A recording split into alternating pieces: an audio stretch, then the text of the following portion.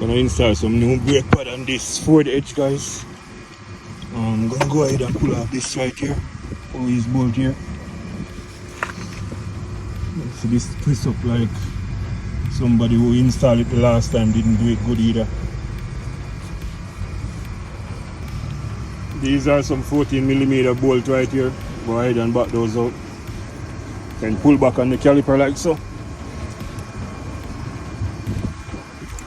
And you can go ahead and take it out. So you can turn the brake line now and release it. See that, guys? So it was twisted. So we're just gonna put it right here for now. Take out these brake pads here. Pretty low. The back one worse. Bumbuckler. Metal to metal. Wow. Bad, you know?